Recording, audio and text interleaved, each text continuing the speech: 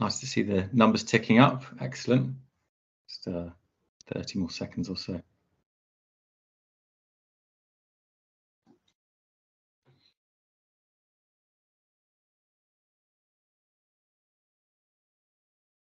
Okay, I'm going to kick off because there's well, these things have to run on time, just like our wonderful transport system. So thank you all for coming. I'm sure more will come as I get through the intro, but my intro is the least important part. This is about the future of your union this evening and who is going to be elected as the next General Secretary to lead it. Apologies.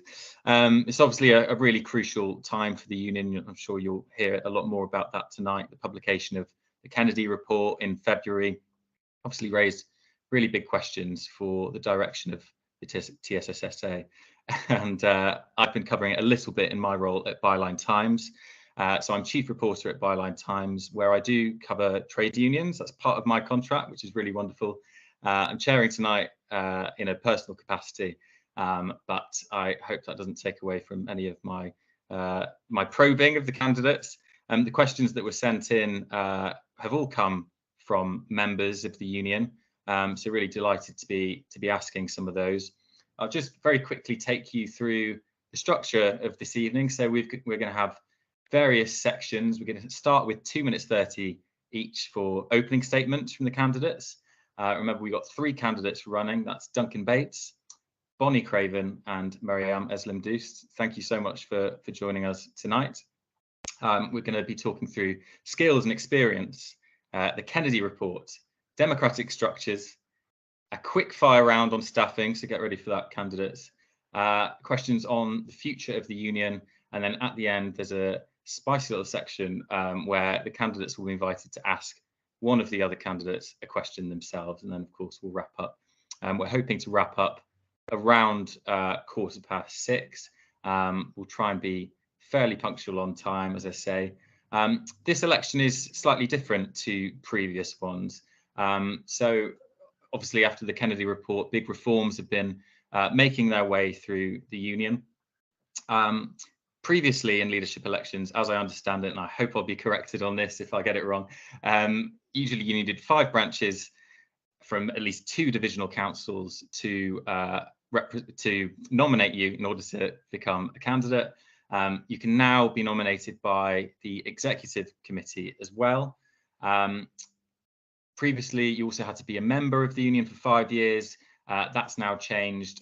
You now can be a member of any TUC or Irish TUC affiliated union for 5 years or more. And that change was designed to stop sort of power hoarding, this idea of power hoarding raised in the Kennedy report, and try and find ways around that. The TUC advertised externally, and the union had applications, I think, from quite widely from across the movement. And there's a mixture of candidates here tonight through those different routes. So it should be a really interesting discussion. Without further ado, then, I'm going to kick off. So we're going to have opening statements, as I say, 2 minutes 30 per candidate each. I'll try and pick in the order that my camera is going for who's going to start. So if that's okay, we've got Will Brasseau from the comms team, the membership team, on hand to track timings. And we'll start with you, Duncan Bates, your opening statement, 2 minutes 30, please, starting now.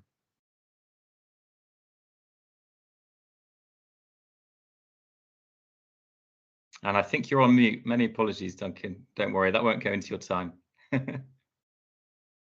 Yeah, it was a mute. Right, thanks everybody for coming along and listening to us 3 put ourselves forward for General Secretary.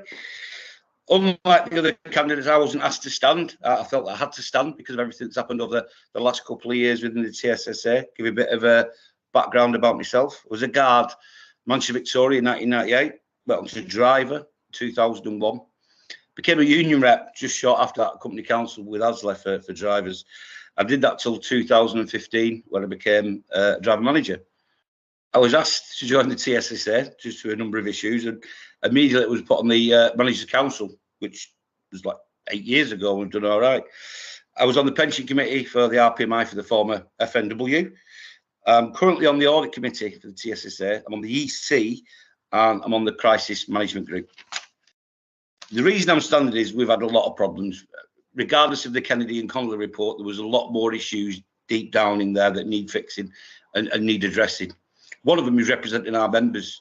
The full-time officers we have, we don't have enough. We need to recruit more. We need more training for our reps moving forward. The finances were not fantastic. They're slowly coming back. We've had a deep delve, forensic investigation on that.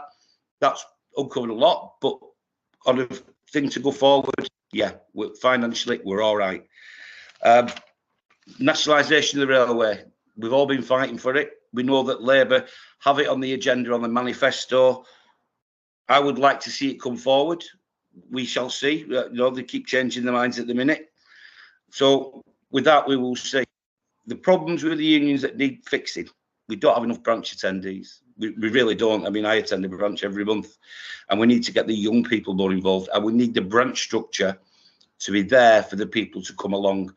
It can't all be politics and, you know, work issues. You need it more social, so people want to come along and sit down and talk to people. The SOGs need to be more involved with the General Secretary. Quarterly meetings, for example, where people can come in, say the problems and issues, and the General Secretary can take that away. That's 2 minutes 30. Very, very, very happy to come under time. We didn't have Will saying you were over, so that's appreciated. All right, I timed it myself. All good. Great. So next, we're going to go to next on my screen, which is Mariam Eslam-Doost. Your 2 minutes 30 starts now. Thank you. Hi, everyone. I'm Mariam Eslam-Doost, and I'm here to talk about a brighter future for our union. TSSA has been in knots for far too long, but if you elect me, we'll resolve the crisis, professionalise the union, and bring our focus back to jobs, pay, terms, and conditions. This year's conference responded to Kennedy by passing rule changes to allow the EC to recommend the candidate with the skills, experience, and passion to lead our union to a brighter future. After an exhaustive process, the EC recommended me as the only candidate with those qualities. And with the EC and branches, I've received more nominations than any other candidate. I've been a trade union and labour movement professional for 15 years, with particular senior leadership experience in equalities and in guiding major organisational change. An example of this is when I was head of equalities at the Labour Party. I used the position both to promote opportunities, voices, and policies for underrepresented groups.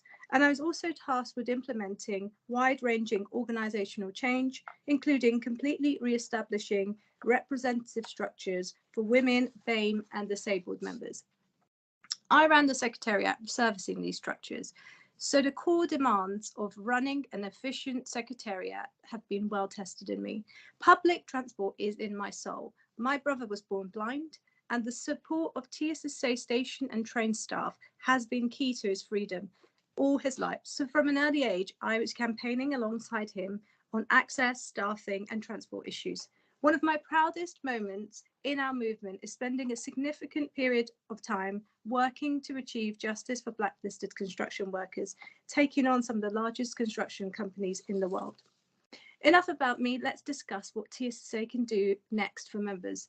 I want an industrially strong, financially healthy, and independent TSSA with the clout to robustly promote our members' interests. But we must be honest, TSSA has been in crisis, so I'll get the administration back on track, implementing both Kennedy and Connolly reports and renewing our union's culture and professionalism. It's easy for others to say they'll do this, but my experience in equalities and organisational change give me the skills we need to achieve it. And as a minority ethnic woman, I've been fighting these battles every day. But internal matters are a means to an end, not an end in themselves. Under my leadership, final sentence or two, then, Mariam. Under my leadership, we'll repair our internal issues as swiftly as possible, so our full focus can return to members, jobs, pay, terms, and conditions. Thank you so much. Thank you very much. I meant to mention two quick pieces of one quick piece of housekeeping, which is that this is being recorded tonight. Don't worry, those attendees, your names won't be out there, but to the speakers, this will be shared among members who couldn't make it tonight. So I think that's a really good way of further getting the message out there. The other bit of housekeeping is that obviously ballots go out tomorrow. It's a paper ballot, unlike the Conservatives, which allow their members to vote online. Unfortunately, trade union laws don't allow that for unions, but paper ballots should be going out tomorrow. Closing date for receipt of ballot papers is the 22nd of September. So next candidate, please. Bonnie Craven, you're next. 2 minutes 30 starts now. Thanks, Josiah. It's a real pleasure to have this opportunity to address so many of our members this evening. Thank you for coming. I'm standing to be our next General Secretary because I know our industries and our union, and because members have been asking me to run for years. After Kennedy, I knew that I had to stand. I started my working life at John Brown's Engineers on a project for the London Jubilee Line extension project on the London Underground. And in '95, I moved to work directly with LUL in the engineering directorate. I've been an activist and a campaigner all my life with my complete focus on our public services. I've set up campaign groups to support essential services, and I will be making the case for the proper renationalisation of our railway. When I secured my job at TSSA, in early 2017, it felt like coming home.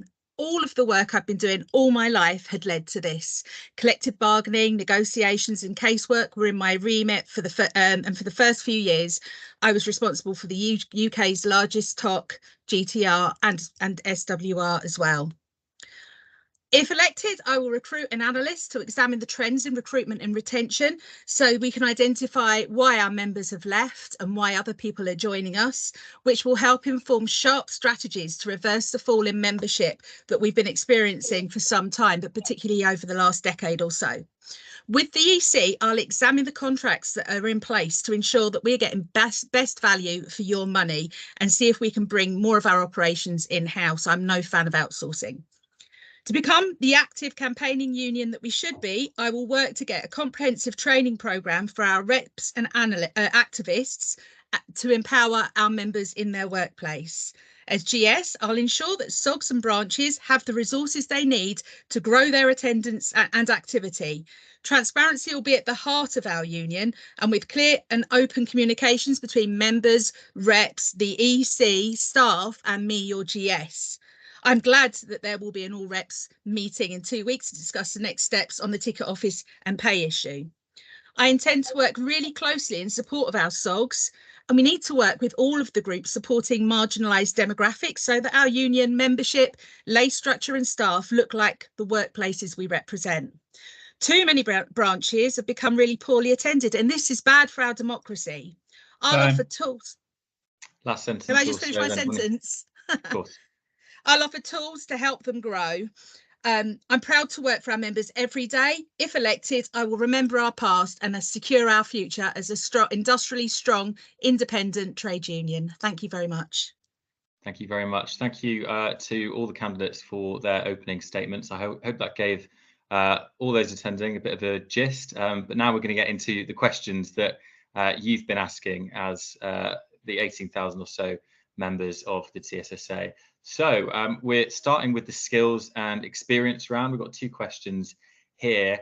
We're going to have each candidate having 2 minutes to respond to each question. And then once we've done all that, we're going to have a few minutes of open discussion as well. So first question, and I'll go in reverse order this time. So it will be Mariam, Bonnie and Duncan. Sorry, Bonnie, Mariam and then Duncan. First question is, what's your greatest achievement in the trade union movement? So who did I say I was starting with? Terrible. Bonnie, hey, you go first. Hi there, yeah. Now. Okay, I've achieved lots of things, including securing recognition for the strategically important controller grades in GTR, which has then led on to my colleagues being able to secure similar agreements within their own TOCs. But probably my proudest achievement is the work that I did when the pandemic started. In Victoria Station, the ticket office there, we've a number of members, and there are a number of health and safety issues in the lead up to the pandemic, which meant that staff were unable to wash their hands in the ticket offices, despite the fact that in February 2020, that was pretty much all we were being told to protect ourselves. So I campaigned to get hand washing facilities installed there. On GTR as well, I worked every week with the directors of the company and with our reps to secure other protections. So we fought for the PPE, we fought for protections to be put in place for our onboard staff so that they could maintain social distancing. Actually, we were the only union that were in those meetings every week. And in those meetings, we secured some wins. We also negotiated for something called a COVID age risk assessment, which assigned a score to every single member of staff based on any underlying health conditions, their age, their living conditions and their ethnicity. And this helped us identify which members of staff would be most at risk from contracting COVID.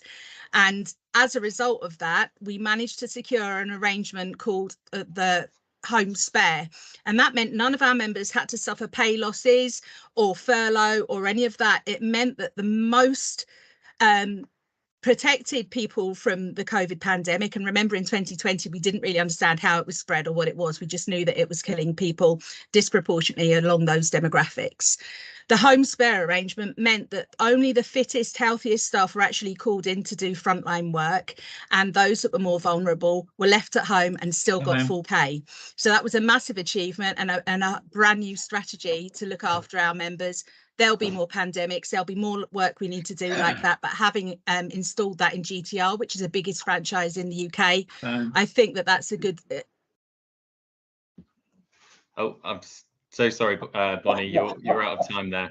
And also my bad for you going after finishing your opening statement. But next we're going to go to Mariam, please. So what's your greatest achievement in the trade union movement? Your 2 minutes starts now.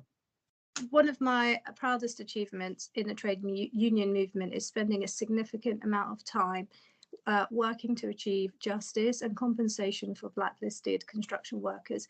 These were workers who were denied work for just being trade unionists. Their names and national insurance numbers were fed into a covert list and shared by some of the largest construction companies in the world.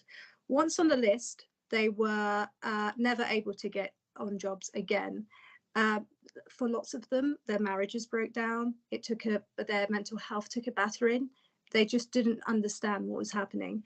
I worked alongside senior officials at UCAT to build a legal case and calculate potential losses.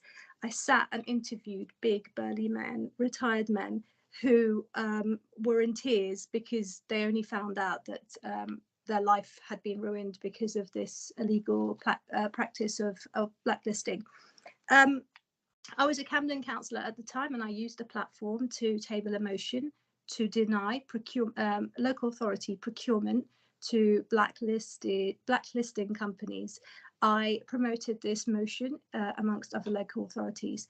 I think that's one of my proudest achievements in the trade union movement. Thank you very much. And Duncan, your greatest achievement so far in the union movement? Greatest achievement, I would say we're getting full recognition within Northern Rail for all managers. We've also implemented the latest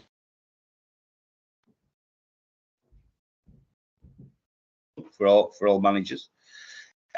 I wouldn't say one achievement's there. There's many people in this conversation that I've probably presented. I've travelled the country representing people, even not in my own firm. Penzance, Liverpool, Manchester, Leeds. Oh, is that my line or Duncan? Is your line cutting out a little bit? Is it mine cutting out a bit? Sorry. What was it? That's okay. Yeah, carry on at the start of your last. I think the biggest thing is what the union needs. It's people to represent our members. I've done it all around the country. I got the learner rep agreement, procedure agreement at Northern Rail, well, First North Western back in the day. I feel the qualities I've got is looking after the members, which I think we need. We need somebody to come in, look after the members, give them the members the value for money that they deserve. I don't blow my trumpet about it. I don't put it all over Facebook, all over social media, because when you look after a member, it's private, and they don't want it all over them, all over the network. So my greatest achievement in the TUC and the trade union network is looking after our members and making sure that they're cared for and well represented. Thank you. Thank you very much. Thanks all for that. So next question on skills and experience sent in by one of the members. What campaigns have you been involved in that specifically targeted underrepresented groups? What did you do? How did you do it? And what was the outcome? So this question is about campaigns you've helped run or been involved in that's targeted or boosted membership among underrepresented groups. So we're going to start with Mariam this time. I've been an elected councillor for 12 years, so I've been involved in a lot of campaigns. I was mayor for 2. One of which was when I took on Central London strip clubs and challenged their disgusting practices. In the process, I secured rights for women dancers. But I was really fortunate to work on TSSA's ticket office campaign from the outset. I've travelled up and down the country campaigning with TSSA activists, promoting TSSA on social media, regional media, national media. I've even enlisted the help of a celebrity to amplify the campaign. I've specifically reached out to disabled groups and passengers. I helped coordinate a joint action with TSSA and Disability Labour. And as a consequence, Disability Labour have messaged me and said they want to be very collaborative and work closer with TSSA moving forward.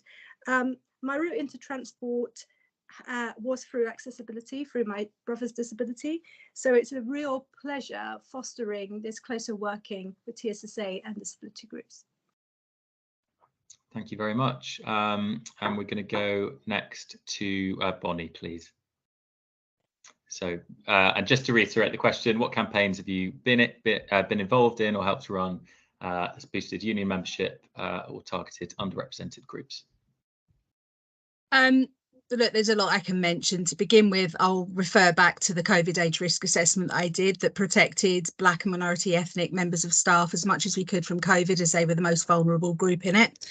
But actually, probably the biggest part of work I've done on supporting underrepresented groups and growing our membership was after I moved from being an industrial organiser in London, I was transferred to the strategic organising and campaigns team to work with my colleagues based in the Glasgow office. The demographics in Scotland are quite different to in England, which I was used to working with, insofar as there was less ethnic diversity. But what was really significant was that the rail industry and most of travel is very male dominated. Our gender split in the TSSA is slightly better than it is generally in the industries in which we organise.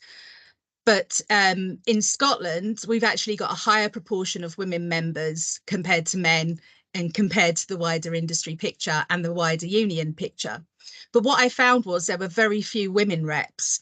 And part of the problem is women reps often have other commitments outside of work. Pre-COVID, then they would have found it difficult quite often to attend branch meetings and what have you. But in the advent of COVID and hybrid and online meetings, a lot of people who were previously excluded from being reps and getting really active in their branches were women and people of certain religions.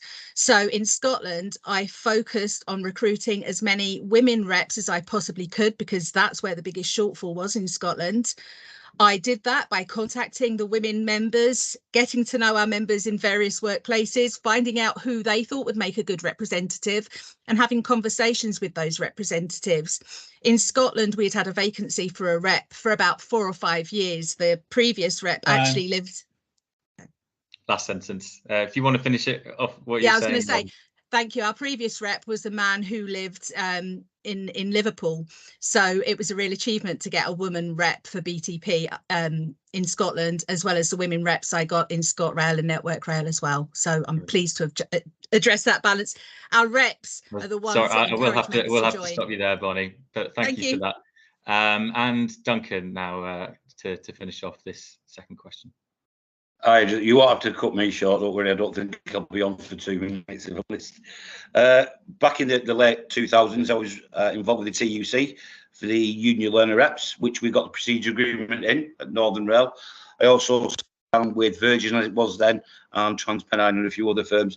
We've actually got it in at Northern as a union learn rep, which recruited more members, and obviously we got more people coming through, and education was a major part of it at the time. The ticket office campaign I've been involved in, as everybody knows. They see me popping around at different stations, and that's it. Whether it's minorities, I don't think it is minorities, but that's the people I've helped out. Obviously, I don't have enough time as Bonnie and Marion running around the country because I do have a full-time job, and them are the only campaigns I've been involved in. Whether it's minorities, maybe not, but at least it's an honest answer. Thank you very much. So we've got a few minutes now to have a bit more of an open discussion, and we'll also encourage people to respectfully maybe question or speak up about other candidates as well. Obviously, emphasis on respectful, but if you do want to sort of challenge each other on what you can do to boost skills in the TSSA, and also why you're the better candidate.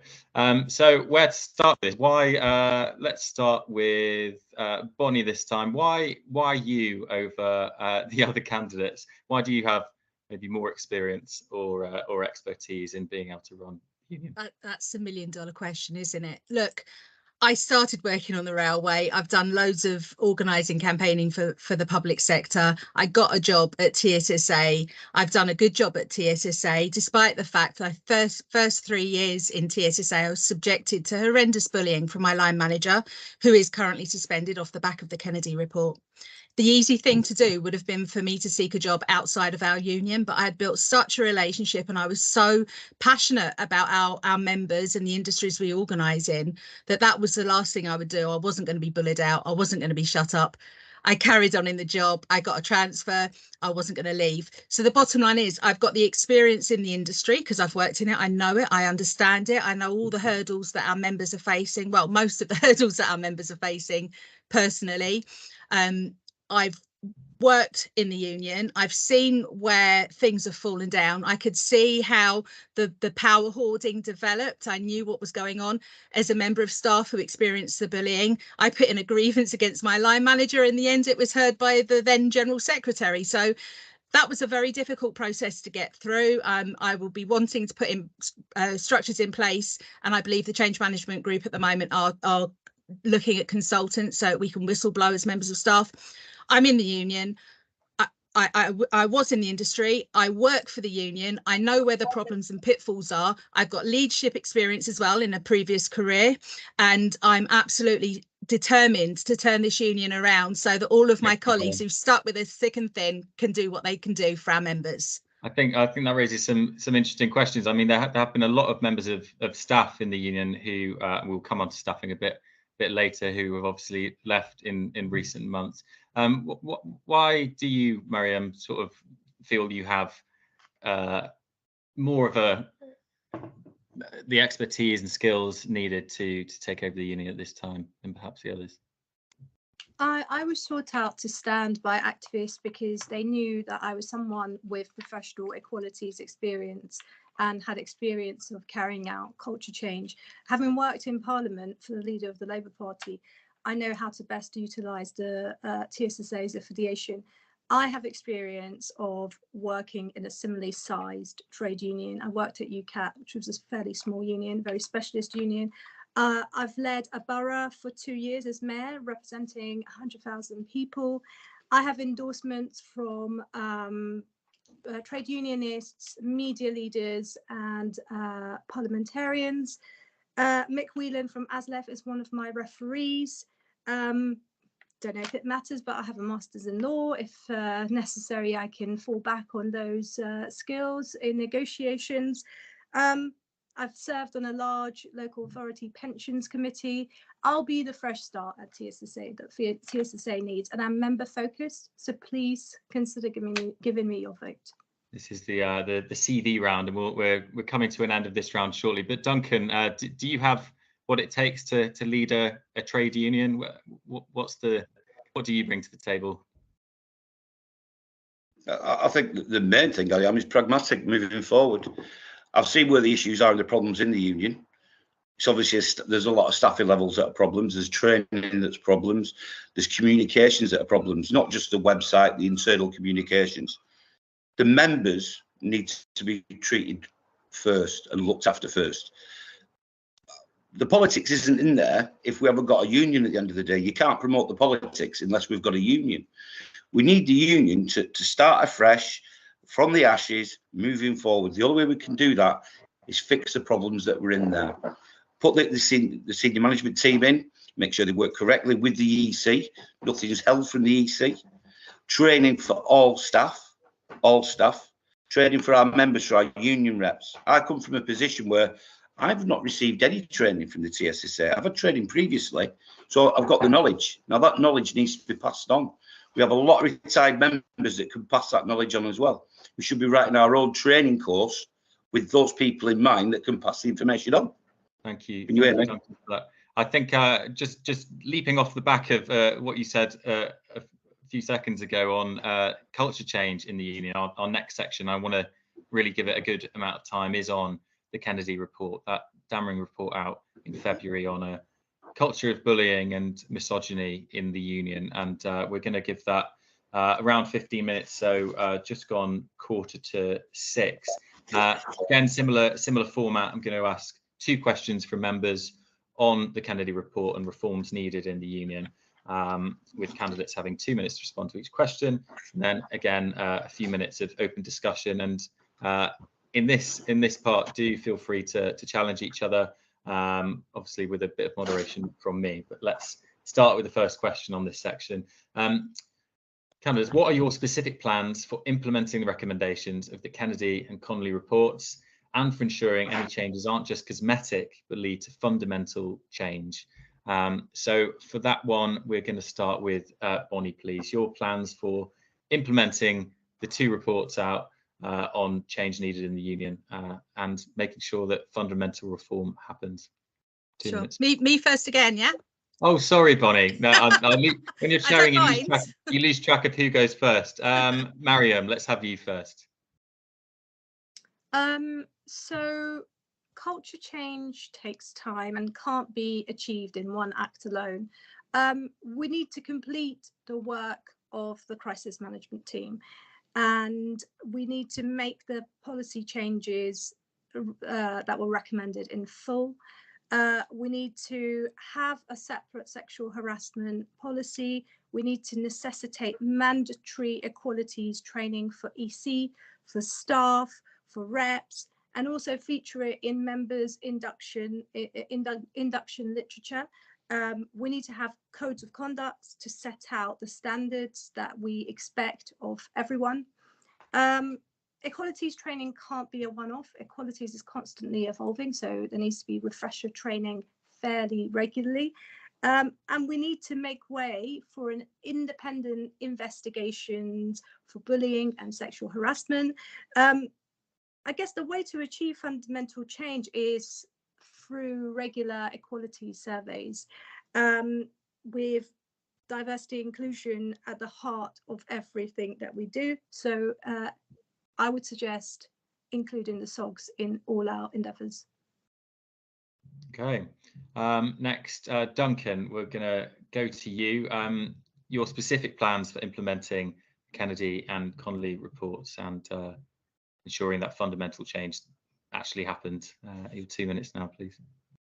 Yeah, certainly. I'm actually on the crisis management team, and they're implementing sexual harassment procedures, codes of conduct, blowing. I think you said it right, Isaiah. Is it going to be there just to paper over the cracks and look pretty, or is it going to have a purpose and work well? The only way we can do it is if we work together. The EC, for the first time in a number of years, have received governance, which is something that's not happened for a while. Now, with the EC receiving governance, that means everything else should fall into place.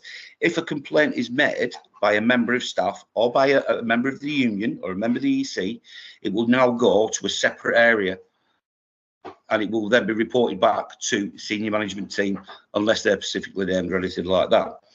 We've got to do it properly. There's no point saying we'll have a procedure and there you go, there's a procedure, walk away. It doesn't work like that. We've got to ensure that it works properly and it works for every individual in our union. that everybody's treated the same with respect. It's got to be done moving forward. We don't want another Kennedy or Connolly report. It's going to come up in other trade unions as it does with other trade unions. We've got to be the guiding light on this and show everybody an example of how a union should be run from the ashes moving forward with total respect and dignity to all staff and all members. Thank you for that, Duncan. And yeah, now Bonnie, over to you. Thank you. As I said before, I was one of the members of staff that was deeply affected by the bullying and harassment that went on in the workplace. I gave extensive evidence to the Kennedy report and to other investigations that have gone on. As I said, the procedures that were in place were just not suitable for such a small organisation. There was too much power hoarding and everything else. So the number one thing, Duncan got it right, the number one thing that was missing was respect. Respect for staff, respect for management, although there was more fear than respect for management, and really crucially, respect for our reps and respect for our members. I was really shocked to hear my former line manager talk about those people in a real disparaging way. It was unacceptable. You members are our lifeblood. You're what we do the job for, and you're what we work for. That was unacceptable. So there is still we've had 6 months of change. We're moving in the right direction, but it's far from embedded. And part of the reason for that is the bad practices that's been established over a period of probably close to 20 years. There's a lot of things to be put right, and a lot of people's fears that still need to be soothed and calmed, because we are in a new era. But I can tell you, as a member of staff, there is still quite an element of fear amongst the staff about various things. As trade unionists, we must, and as a leader of a union, being the General Secretary, we absolutely must lead by our by our values, basically our underlying values. And we lead by them, and we demonstrate best practice for all staff in our union, because that is what we expect for our members when we're negotiating with their employers. As far as I'm concerned, I'm not massively impressed by training sessions and so on. Reason being, when Claire Laycock first made a complaint about what happened with the previous General Secretary, every member of staff was sent on sexual harassment training. That wasn't necessary. That was the wrong thing to do. Can I just add one more thing? Last sentence, yeah. Okay, I'm on the TUC Leading Change programme, which is a high-profile programme, and it's attended by general secretaries and assistant general secretaries of 12 other unions currently. Every union's got some problems. Let TSSA be the first one to fix them. Thank you for your succinct summing up when yeah, we offer that time. That's great. So a very linked question again on the Kennedy report here to all the panelists. And it's about power hoarding. Big criticism of the Kennedy report was that power was being held by a very small clique at HQ. Obviously, major allegations of issues with the drinking culture, with bullying, with harassment. Several members of staff and senior figures have obviously gone. How will you ensure that similar power hoarding never happened again? And what would be your most urgent priority? This is a thing I'm going to add from that member's question. What's your most urgent priority that you would get done to implement the Kennedy report? So this time we're going to start with Duncan on this one. How do you stop the power hoarding? Yeah, well, you have to stop the power hoarding. That's why the EC have been given governance training. Everything that comes in, we've got now people doing audits, members of the EC doing audits. The president and treasurer are both new in there. There'll be a new general secretary who will be once a year have a review on what's happened and what's going through. The power hoarding was never challenged. That's what we have to do going forward, whether I'm an EC member or a general secretary. Challenging has to come forward from that. We can't have 3 or 4 people running a union, signing contracts, signing agreements, making agreements without the full agreement of the EC. The EC are the board and the governance of this union. The only way we can move that forward so it doesn't fall into the hole it was previously is ensure that EC are trained and they know what they can and cannot do. Going forward, the EC are going to be the main factor in the union changing, along with the general secretary and the staff. The first thing to do is find out how many more staff we can employ.